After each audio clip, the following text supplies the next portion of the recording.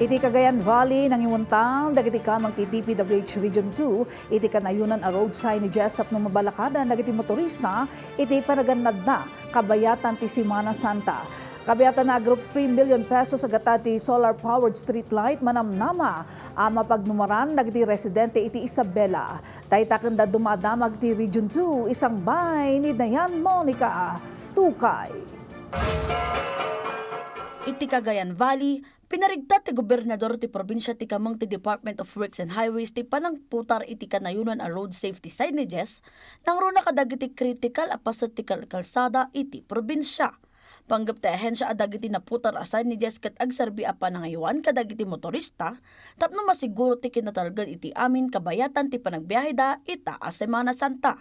Kabayatan na, nang isang kadpay ti masaknan nga ahensya iti edge-to-edge clearing activity, ken repainting dagiti yellow lines, iti na dumaduma apasat ti rehiyon.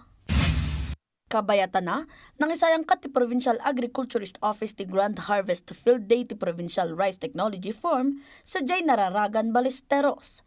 Panggap ti nasaong aktibidad ang mapatibker ti sektor ti agrikultura, tapno mapagtalinaad ti umda sa supply ti taraon iti probinsya, ken masumbatan dagiti pakasaknan dagiti mannalon, kas tinangato a presyo dagiti FMR inputs, kinakurang ti pasilidad, ken dumapay. Agrop 20 ang mannalon ti nakapasat iti aktibidad. Naipasidong pay dagito iti panagsanay seknan iti moderno a demo farm, rice machineries, hybrid seed, ken dumapay. Iti Batanes, plano ang mga i-deploy ti Philippine Charity Sweepstakes Office ti landing craft vessel tapno napartak ang may tulod dagiti pasyente nga agkasapulan ti dagos a panakataming manipod iti na dumaduma nga ili ti probinsya.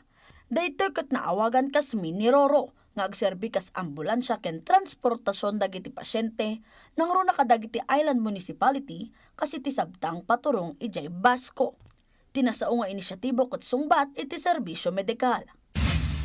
Iti Isabela, plano ang mga impuntar ti solar-powered streetlights ijay angadanan.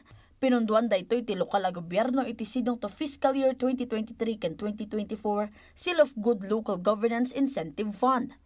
37 a units ti solar-powered streetlights nga agatan iti nasurok 3 million pesos ti maimuntar iti Pigalo Bridge sa jay Barangay Sentro 2 ken Barangay Kumo. Manamnamang agnumar ditoy ti agarup sa 10 ket 9,000 a residente iti lugar. May sa awagas daytoy tapno maital-o ti panakaaramat ti renewable energy, tapno makatulong ang maksayan ti gastos ti kuryente. Dayan Monica Tukay, para iti Pambansang TV, iti Baro, a Pilipinas.